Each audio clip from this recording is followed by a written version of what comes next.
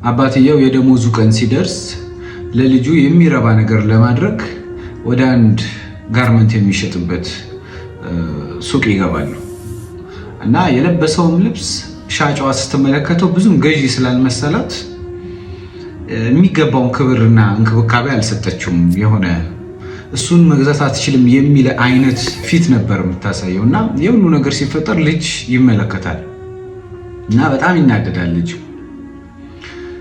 ወጥቶም ለምንድነው አባዬ ልጅቷ እንደ ሌሎቹ ሰዎች ያላስተናገደችን ምንድነው ያመናጨቀችን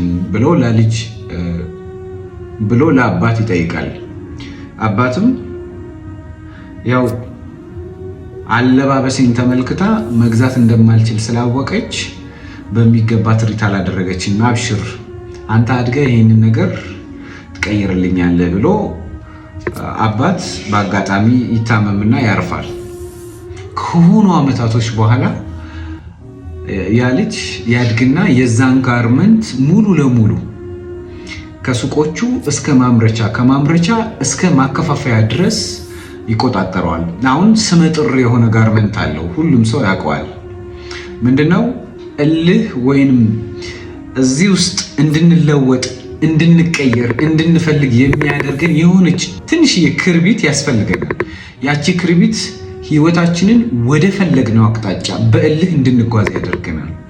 አንዳንድ ጊዜ ሰዎች አትችልም ብለውክ እንደመቻል የሚያስደስት ነገር የለም እና ይሄ ልጅ እንዲለወጥ ያደረገው እልሁ ነው። እኛ ውስጥም እኛ አሁን ያለንበት ሲቹዌሽንም የምንፈልገው ላይሆን ይችላል።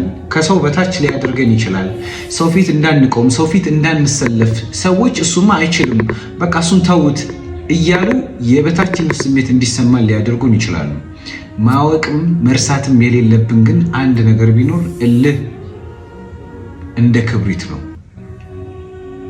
ጫካ ሙሉ ዛፍ የማቃጠል አቅም አላት እና እልህን ለለውጥ ተጠቀሙ። ሰዎች የሚመለከቱት ሰው ለመሆን ተጠቀመው እንጂ በፍጹም እነሱ እንዲህ ብለውኝ ነው እንደዛ እንደዚህ ብለውኝ ነው ለማለት አትጠቀሙ።